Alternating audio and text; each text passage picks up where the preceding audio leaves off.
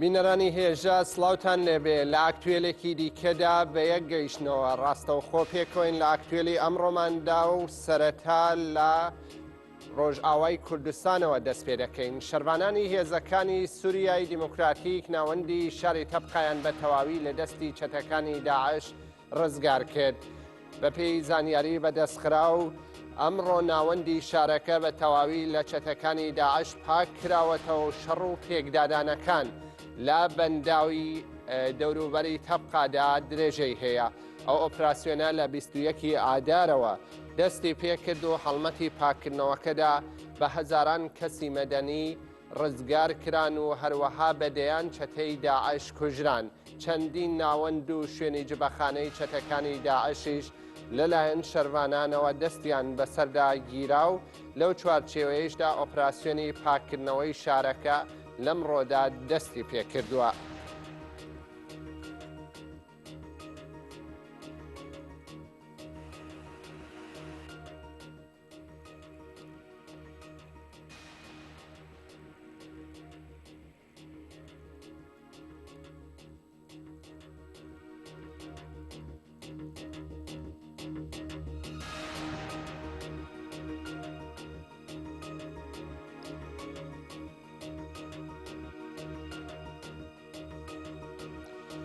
بەڵێ بینەرانی هێژە لەبارەی ڕقا و دوایین پێکدادانەکان و هەروەها ڕزگارکردنی شاری تەبقا دەگەڕێنەوە لاتان، بەڵام ئێستا ڕوو لە باکووری کوردستان و تورکیا دەکەین.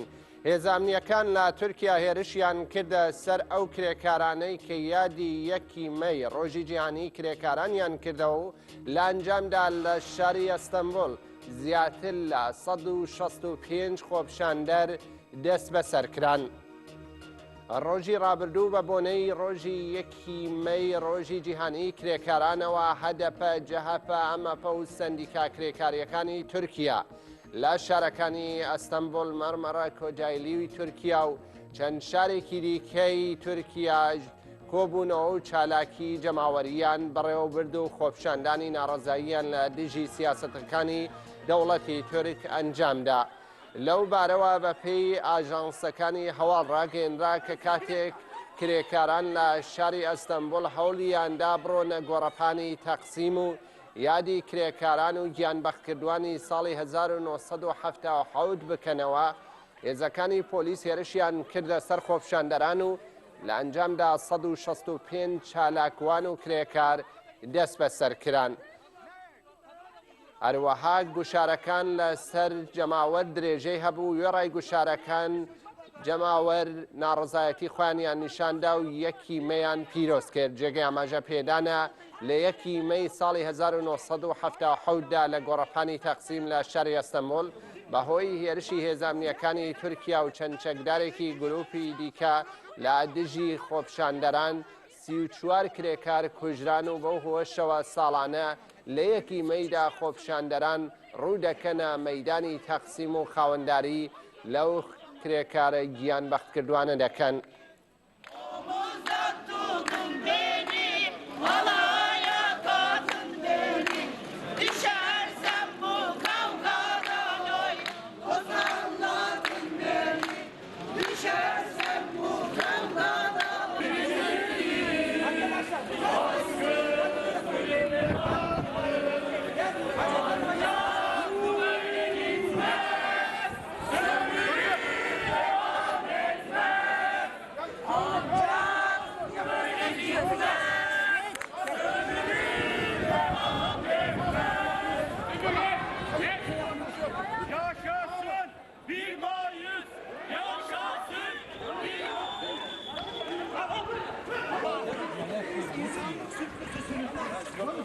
İnsanlık sürküsüzü.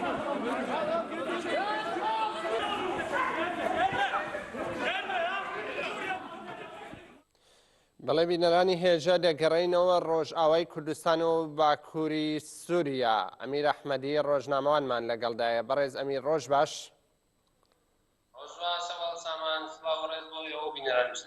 سپاس سەربژی. ئەمیر، دوایین ڕووداوەکان سەرەتا لە تەبخاوە دەست پێ بکەین.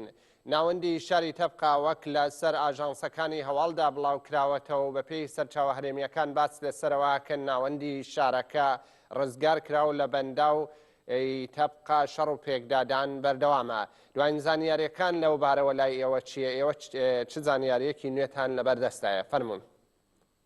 بەڵێ ئەوە ئۆپراسیۆنی تووڕەیی فڕات قۆناغی چوارەمی کە ڕاگەیەنرا هاوکات لەگەڵ ئەوەشدا ئۆپراسیۆنی ڕزگارکردنی ناوشاری تەبقا و بەنداوی فرات لەلایەن شەروانانی هێزەکانی سووریا دیموکراتیکەوە دەستی پێکرد و ئەو ئۆپراسیۆنە لە پاش 15 ڕۆژان توانرا بە سەرکەوتوانەی شاری تەبقا بە تەواوەتی لەژێر دەستی چەتەکانی داعش ڕزگار بکرێتەوە ژۆ یەکێکتر لە گەورەترین سەرکەوتنەکانی هێزە دیموکراتەکانە لە باکووری سووریادا کە با خێرایەکی بۆ شێوازە توانیان یەکێک لە گرنگترین و استراتیژیکترین پێکەکان لە باکووری سووریادا لەژێر دەستی چەتەکانی داعش ڕزگار بکەن. هەتا درنگانی دوێنێ شەڕ و پێکدادانێکی زۆر دژواریش لەناو بەنداوی فڕاتدا لە نێوان شەروانانی هێزەکانی سووریا دیموکراتیک و چەتەکانی داعشدا بەردەوامی هەبوو کە شەروانان توانیویانە ئەو بەنداوێژەی دی ڕزگار بکەن و هەروەها ئێستاکە لە بەردەوامیدا شەروانان خەریکی کوچەڵکردنەوەی ئەو مین و بۆمبانەیە کە چەتەکان لە دوای خۆیان بەجیان هێڵاوە. هاوکات لەگەڵ ئەو ئۆپراسیۆنەدا بە هەزاران ڕۆژانە بە هەزاران هاوڵاتی مەدەنیش لە ئەو هەرێمانەدا ئاوارە دەبن لە ڕقادا و شەروانان دایانگەێنە جێگەی ئارام و لەناو کەمپەکاندا بەجیان دەکەن.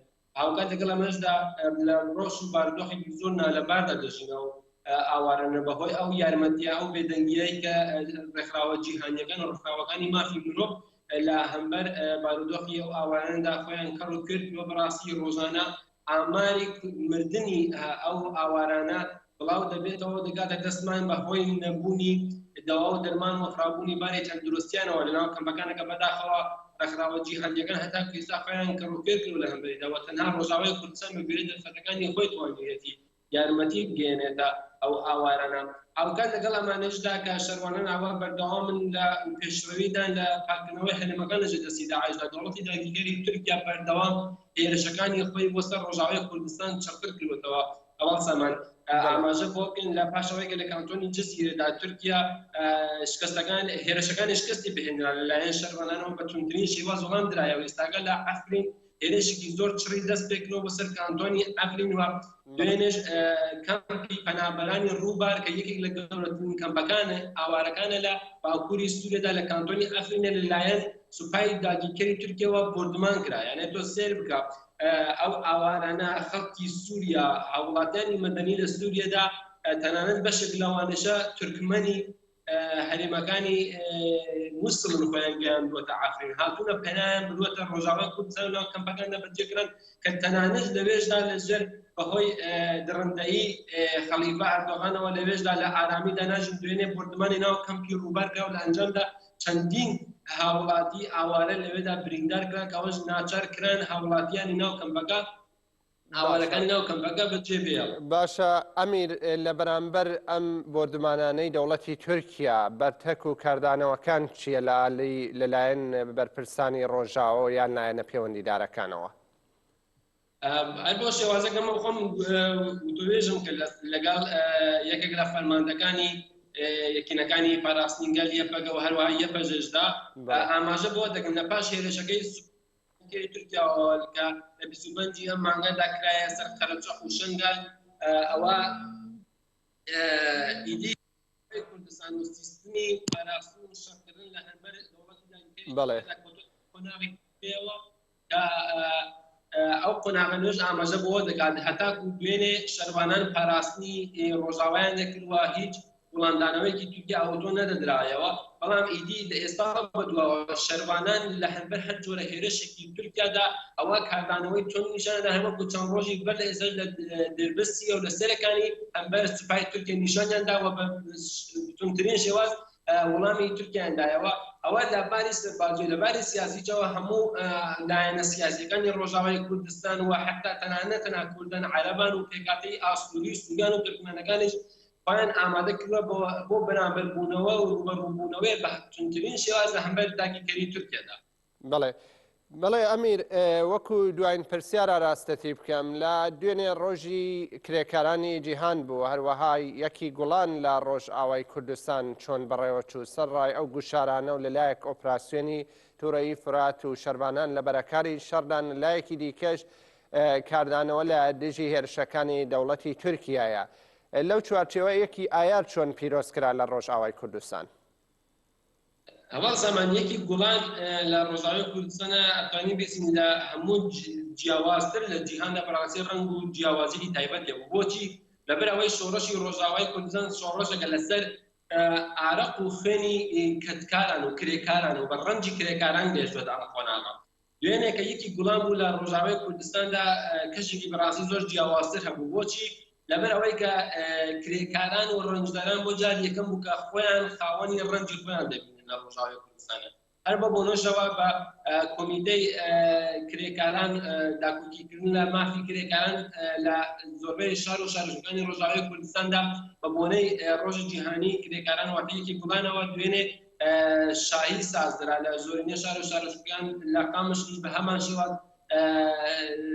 شاهی سازدرا و کرێکاران بخۆ بەڕاستی چاوی خۆم بینیم جاری یەکەمە کە ئاوا بە زۆر بە خۆشحاڵیەوە پێشوازی لە ڕۆژی جیهانی کرێکاران دەکەن و زۆر پێ خۆشحاڵن لەبەر ئەوەی کە دەیانگوت بخۆیان ئاماژەیان بۆ دەکرد کە دوێنێ لە ڕۆژاوی کوردستاندا زۆر لە بارودۆخی ژیانی خۆیان مەعیشەتی خۆیان و ئەوە لەلایەک و لەلایەکی درەوە بۆ مافەگەیشتن بە مافەکانی خۆیان زۆر لێ ڕازی نەکرێکانن ڕۆژاواتەوە هاوکات لەگەڵەوەشدا ئەو شۆڕەشە بەرهەمی کەد و ڕەنجی خۆیان دەبینن بۆیە هەروەکو ئاماژەم پێکردیش بەڕاستی کەشێکی زۆر جیاواز بوو هەستێکی زۆر جیاوازیان هەبوو کرێکاران لە ڕۆژاواتەوە بە جۆشێکی زۆر گەورە و فراوانی جواب ڕۆژان بەڵێ ئەمیر ئەحمەدی ڕۆژنامەوان لە ڕۆژ ئاوای کوردستانەوە گەلێک سپاس بۆ بەشداریت و ڕۆژت باش زۆر سپاس بۆ ئێوەش بەڵێ بینەرانی هێژە ڕوو لە باشووری کوردستانەکەین لە چوارچێوەی چالاکیەکاندا وەک سەرتاسەری جیهان لە باشووری کوردستانیش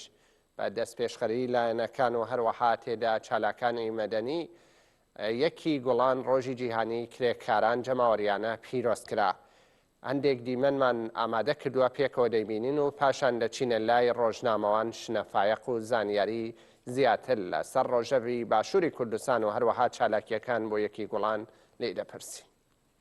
علاق حسن إسماعيل عمر محمد شريف خير الله فتح الله عمر محمد شريف بۆ ساڵی دووەم و کوڕەخاوی ئایندە بۆ پاراستنی ژینگیا بە هاوکاری سەنتەری گەنجانی شۆڕش خۆشبەختانە لە ڕۆژی جیهانی کرێکارانێکی ئایاردا توانیمان ئەم ساڵیش خەڵاتی تایبەت بخشین بە کرێکارە بەڕێزەکانی شارەوانەکان لە سنووری قەزای سامسەماڵ و ناحیەکانی دەوروبەریدام هەروەها نیوەڕۆخوانێکیان بۆ ساز بکرێت.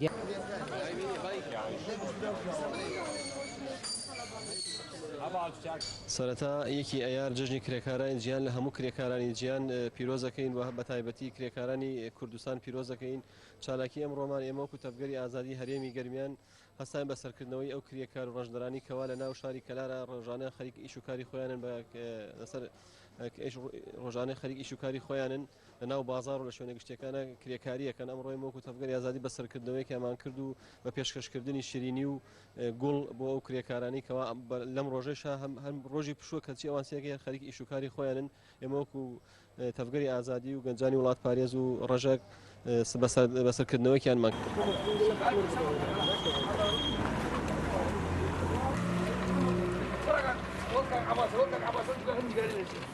تەبگەری ئازادی هەواڵانی حزبی شووعی هەستاین بە هەڵمەتی پاکردنەوەی پردی ئەڵوەن مێژووی چونکە ئەو پردە وەکو یعنی واجهەیەکە بۆ شاری خانەقین و پردێکی گشتێرینە لەبەر ئەوەی ئەوڕۆ یەکی ئایارە ئێمە وەکو بەشداریکردن لەگەڵ ئەو کرێکارانەی پاکردنەوە کە هەموو ڕۆژ ئێرا پاکەوەکەن ئیمە ئەوڕۆ ئەوان عوتڵیانە ئیمە لە جێ ئەوان هەستاین بەو هەڵمەتە هەم بۆ پاکردنەوەی شارەکەمان هەم بۆ ئەوەی بە کرێکارانی پاکردنەوە بڵێن ئێمە هەموو دەم لەگەڵ ئیوەین پیرۆزبایی ڕۆژی یەکی ئایارش لە هەموو کرێکارانی کوردستان دەکەیت. بەڵێ بینەرانی هێژە دەچینە لای ڕۆژنامەوان شنە فایق. شنە ڕۆژ باش؟ ڕۆژ باش سەرچاوان. بەڕێز شنە ئەگەر بتوانی دوایین زانیاریەکان لەسەر بەڕێوەچوونی ڕۆژی کرێکاران سەرەتا بۆمان باسکەی لە باشووری کوردستان ئەمساڵ لە چ شێوەیە بەڕێوەچوو فەرموو. بەڵێ دیارە دوێنێ بەبوونیەکی ئایرۆ چالاکی لە زۆربەی شار و شارۆچکەکانی باشووری کوردستان بەڕێوەچوو هەڵبەتە چالاکیەکان جگە لە چالاکوانی کۆمەڵی مەدەنی و هەندێک لە ڕێکخراوەکان لەلایەن تەبگەری ئازادی کۆمەڵگای کوردستان و هەروەها حزبی شوعیەوە بەڕێوەچوو. چالاکیەکان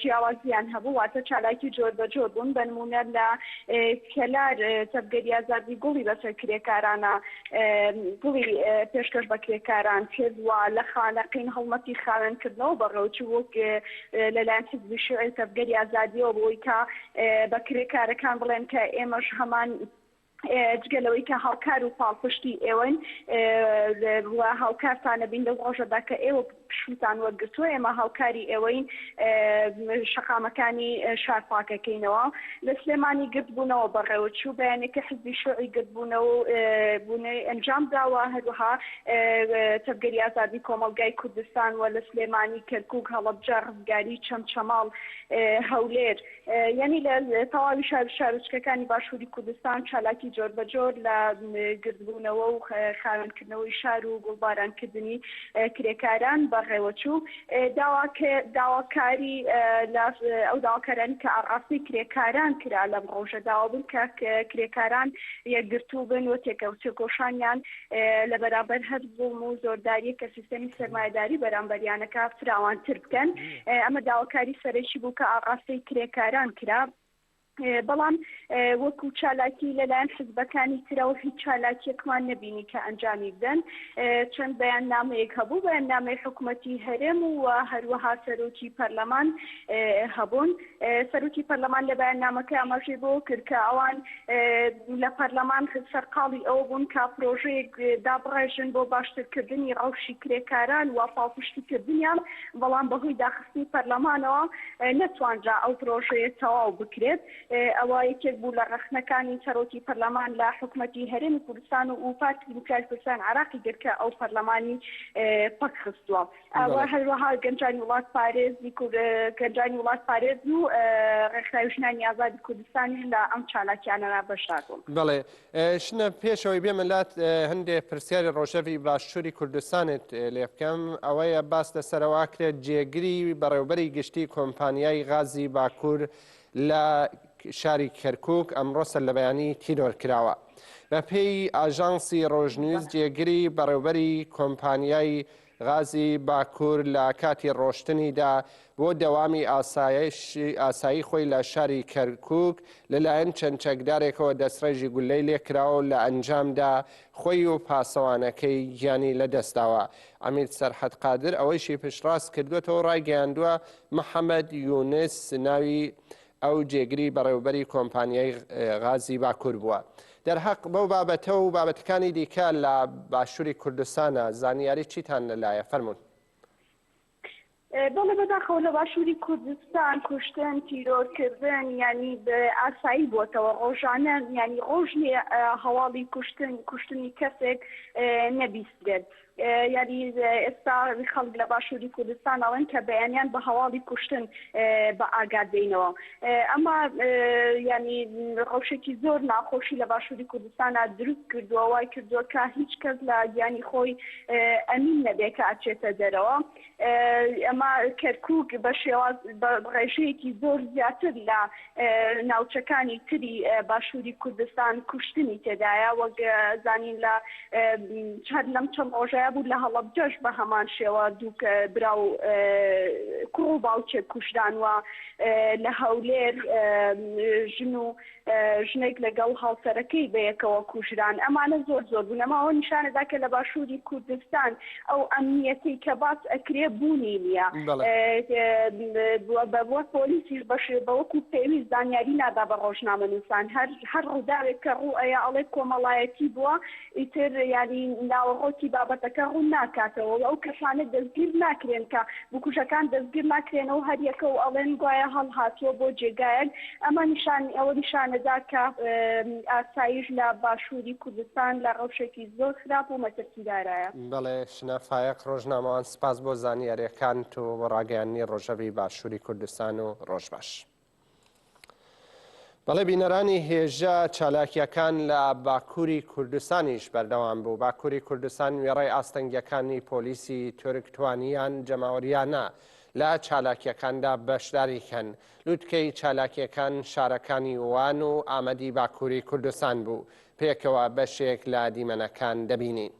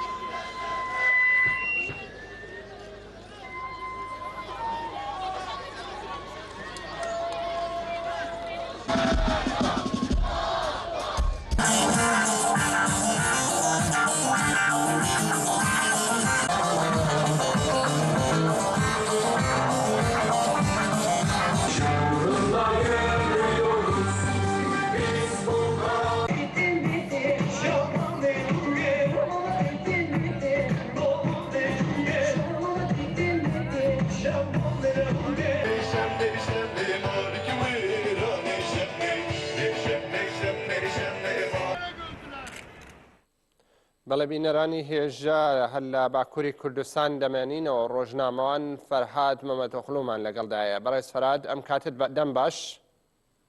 ئەم کاتە باش چاو باشتر. بەڕێز فەرهاد دوێ ئاستەنگی گەلێک چێبوو لە باکووری کوردستان و تورکیەدا. هون چاوەشەوپاندنوان چالاکی کە بۆ یەکی ئایار چێبوون لە باکووری کوردستاندا. گەلۆ کورد چاوە خودی دەرکات لە چالاکی یەکی ئایار ڕۆژی کارکەرین جیهانی. بەێ بەڕاستی بە ساڵانە تێ پیرۆزکردن بە تەوای تورکیا و لە ئامەد بەداخەوە هەر ساڵ لە ئامەد یەکی گولان بکەمتر بەشدار بووین پێکتێ. ئەوەیش خەمگینیەک مەزن دەدەم وەلاتیان لەبەرکو و یعنی ئامەد بە بەشداربووینین گرستەین چالاکیە ناودارە وەکوونیش دەزانن یعنی چالاکی نین هەدەپە و دەبەپە چالاکیان هەروە کوبەتکەون کۆلان و کادان و یا نەوروز بە ملیۆنە بە حەزاران مرۆڤ بەشدار بن.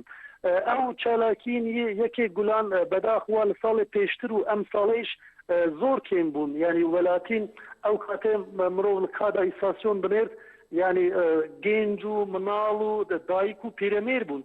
یعنی gelek rojnamenûs û gelek kesên yê zaniyar rexne kirin gotin ku ew kesên ku em sal yani ji 2015 û 16 da ji karên fermî hatin dûrxistin mamoste û kargerên yê ku ji kar hatin dûrxistin bi hezaran heger ew bi xwe beşdar bibûnan pêwîst bû ku bi hezaran li kadê mirov hebûnan.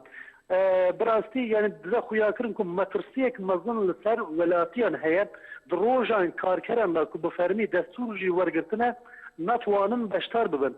Leber ku ew kesên beşdar dibe her caren tên bin çavkirin her care pirtir yê kuşkar natin dûrxistin jî li karê xwe tên dûrxistin.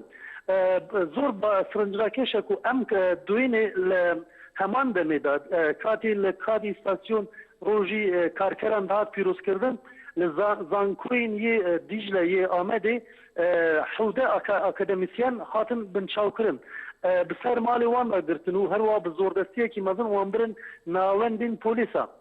Yani ev işte de xuyakirin ku ne akademisyen ne kesên ku em bêjin karker û herwa mamoste û kesekî din bi metirsiyekî mezin netwanin beşdarên yê yekên Gulanê bibin. Leber ew kada îstasyonê bedaxewa kêm bû beşdar bûn. Heman demê de ew welatiyên ku wê derê beşdar bûn duruşmeyên yê yekîtiyan anîn ziman. Duruşmeyên wê ku berxwedan berdewam bike. Ew duruşmeyên ku herwa hikûmetên AKP ku gelek kesan ji kar dûr dixe û herwa komele û sazî dezgehyan ku betal dike û biryarê xwe eşkere kirin.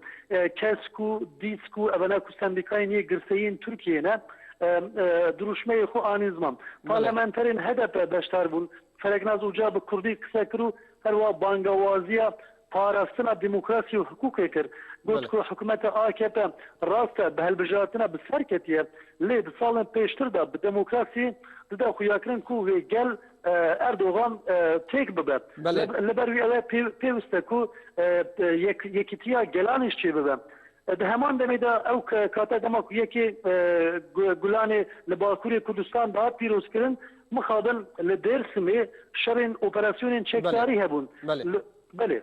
بله برز فراد ام بحثا او ایرشن دولتی ترک و اپراسیون جی بکین لشناخ ایرو درکتی آژانس لبستا و کاتوی ایرش و اپراسیون لشکری لوی در هیا هر او سال دیر سیم جی زانیاری جمعی وچیه او اپراسیون گلو انجام ایک بردستی او دای آننا براستی یعنی 15 روز هات درشکرین او منطقه Dêrsim li herema Dêrsimê li pêştir ku hatibû îlan kirin ew qedexê hatin û çûn û derketinin dervayê gund û navçeyan 15 rojên din jî hat dirêjkirin. Herwa li alî Şirnexê heremê wê derê leber ku operasyonên yên çekdarî hene car carna bi firokên cengî diçin li wê derê bombarduman dikin. Li Dêrsimê li gor zanyarîn ku ji wezîrên karê navxweyên yê Tirkiye hatiye parvekirin dibên ku 18 kesan me li wê derê kuştî endamên PKK ji wana ku du kesê wan fermandarin. Birastî heta na tu zanyarî natiye parvekirin yani gelo rasta an dere ve leber ku rojnamenûs netwanin biçin wê derê lêkolîn bikin destûr nadin ku tu kesekî biçe li wê derê lêkolîn bike. Leber ew dînmen û ew zanyarîn ku ya polîs û herwa wezîrên karê navxwe bi rayekiştiye parvekin ew tên parvekirin. Herwa lê diyar e ku li Dêrsim û li Elezîz û li navçeyên Amedê Licê û heta Pasûr û Hezrûyê bedaxewa li gund û yê biciyên çiyayî operasyon tê berdewam kirin. Li Şirnexê li ciyê dide xuyakirin ku ew tank û supayên ku li wê derê xwe bi cih kirine dide xuyakirin ku pêşe rojê de çawa ku bi firokên cengî çûn êrişên Şengalê kirin hikûmetê AKP dixwaze ku biryarekî nû bide bi operasyona bi bombardumana êrişê Kandîl bike di heman demê de ji aliyên Şirnex jî li wê derê operasyonekî çekdarî pêk bîne. Yani em zanyarî bi fermî natiye parvekirin lê biragiştî heye. Belê Ferhan Memedoğlu rojnamewan gelek spas bo tevlîbûnê û roj baş. بەڵێ بینەرانی هێژە لە هەرێمی دێرسیم قەدەغە بۆ ماوەی 15 ڕۆژ درێژ کراوەتەوە لە چوارچێوەی گوشارەکانی ئاکەپەدا هەروەها بردمان لە سەر ناوچەی دێرسیمەوانە پێک هاتووە و لە بەستای شەرناخ و هەروەها لە کاتۆژ بە بەشداری 3200 سەرباز و هێزی دەوڵەتی تورک لە ناودا جەردەوانانیش دێرەگرن دەست بە ئۆپراسیۆنێکی سەربازی کراوە. بەڵێ لە ئاکتوێل بەردەوام دەبین دوێنێ نۆهەمین ساڵڕۆژی هێرشی ڕژێمی تورکیا بۆ سەر ناوەندی چاپەمەنی پەژا کە تێدا 6 ئەندامی چاپەمەنی گیانیان بەخت کرد لەو چوارچێوەدا لە هەرێمەکانی پاراستنی مەدیا بەدەست پێشخەری کۆمیتەی شەهیدانی کۆدار و چالاکانی مەدەنی و سیاسی ڕۆژهەڵاتی کوردستان چالاکێکی جەماوەری بەڕێوەبرا پێکەوە بەشێک لە دیمەنەکان دەبینین.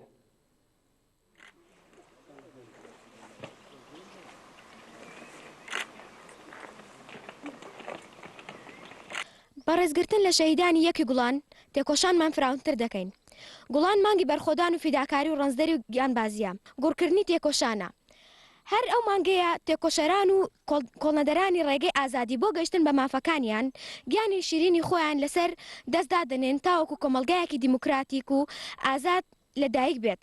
کۆمیتەی شەهیدانی کۆدار یاد و بیرەوەری و هەموو تێکۆشەرانی ڕێگەی ئازادی و هەڤاڵانی شەهیدمان وە بیردەهێنینەوە. ڕۆژی یەکی گوڵان لە هەموو کرێکاران و زەحمەتکێشان و ئازادی خوازان پیرۆز دەکەین. لە بەردەم هەموو شەهیدانی کوردستان و بە تایبەتی ئەم شەهیدە قارەمانانەی کە ئەمڕۆوە بیریان دێنینەوە سەردا دەنەوێنین. دیارە دوژمنانی گەلی کورد بەردەوام دژایەتی گەلەکەمانیان کردووە لە هەموو بەشەکانی کوردستان. ئەو شەش هەواڵەی کەوا ئەندامی چاپەمەنی پەژاک بوون و لە شەهید هارون شەهید کەوتن بە دەستی فڕۆکە جەنگیەکانی دەوڵەتی فاشیستی تورکیە شەهید کەوتن. ئەمە دەلالەت لەوە دەکات کە ئەگەر تۆ کوردی ڕۆژهەڵاتیش بی تورکیە دوژمنتە، ئەگەری باشوور بی دوژمنتە، ئەگەری ڕۆژاوا بی هەر دوژمنتە. بۆیە لە ڕوانگەی ئەو داگیرکەرانەی کوردستانەوە کورد هەر کووردە و هیچ جیاوازێکیان پێ ناکات.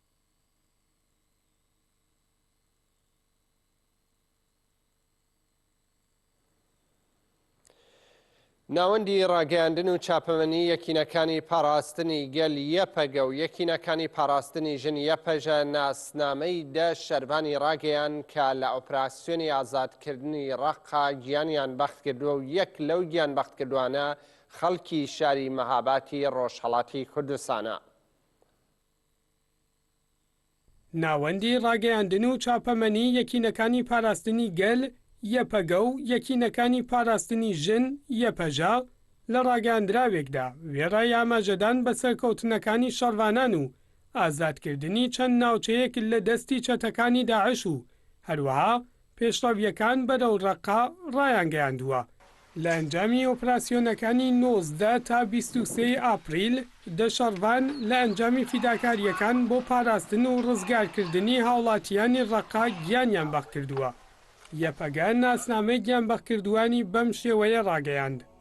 حەسەن شاکر ناسراو بە بۆتان کیچی، ئەحمەد ڕەشید ناسراو بە عەگید قامیشلو، حسین محەممەد ناسراو بە عەلی قامیشلو، محەممەد تۆز ناسراو بە ئارەش ئاخچرا، محەممەد چاغلار ناسراو بە ئارەش ئازاد، سالار ئەحمەد ناسراو بە گور، حسین چەتین ناسراو بە ژێهات دیگۆر، ڕەحیم معروفی ناسراو بە پێشەوە ئارمانج لە دایکبووی مەهاباد، عەبدولقادر دەروێش ناسراو بە سەردار کۆبانێ، فەهیمە یامان ناسراو بە زۆزان بۆتان. لە کۆتایی ڕاگەاندراوەکەیاندا یەپەگە و یەپەژە وێڕای سەرخۆشی لە بنەماڵەی گیانبەخکردووان و سەرجەمگەلی کورد بەڵێنیان دووبارە کردووەتەوە کە درێژە پێدەری ڕێگای گیانبەخکردووانی ئازادی دەبن.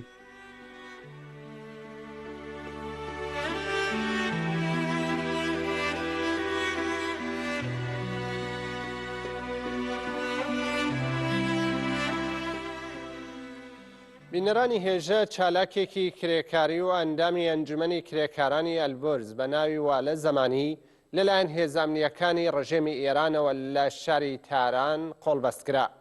بە پێی زانیاری بەدەستخرا و هەرچەند هێزەکانی ڕژێمی ئێران ڕێگریان لە ئاگرتبوونەوەی ڕێوڕسمی ڕۆژی جیهانی کرێکاران لە بەرامبەر مەجلیسی شۆرای ئیسلامی لە تاران کردبوو، بەڵام بە هەڵوێست و پێداگیری کرێکاران ئەو ڕێوڕسمە کە دژمێری 11 بە خوێندنەوەی بڕیارنامەی دامەزراوە کرێکاریەکان بەڕێوە چوو.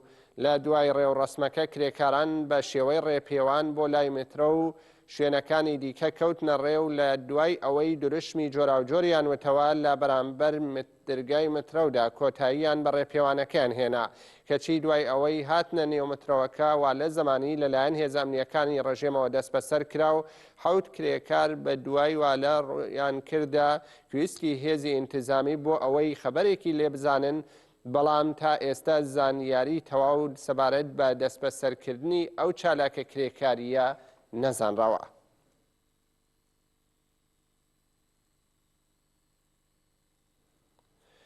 دوێنێ دوای نیوەڕۆ بە بەشداری کۆمیتەی پەژاک و ژمارەیەک بەرچاو لە چالاکانی بزوتنەوەی کرێکاری و نوێنەرانی چەندین حیزب و ڕێکخراوی فینلەندی لە شاری تۆرکۆی فینلەندا ڕێوڕەسمێک بۆ ڕێزگرتنی یادی ڕۆژی جیهانی کرێکاران بەڕێوەچوو.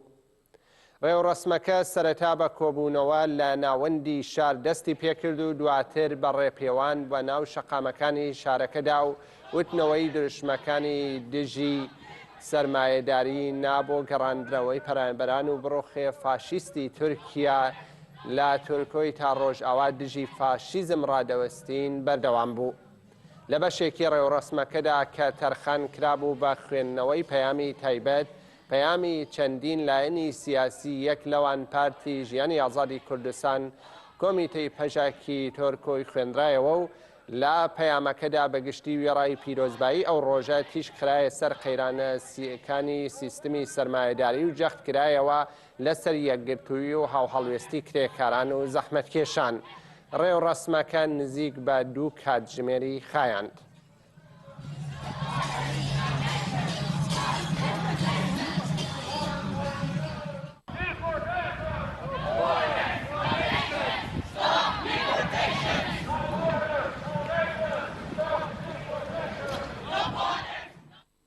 هەروەها لە ئاستی ئەوروپادا لە شارەکانی وڵاتانی ئاڵمان، فەڕەنسا و چەندین وڵاتی دیکەی ئەوروپا چالاکی جەماوەری کە تێدا کوردانیش بە لۆگۆ بە دروشمی جیاجیا و بەشداریان کرد لەو چالاکیانەدا. پێکەوە بەشێک لەو دیمەنانە دەبینین. ئەمە سەرهاو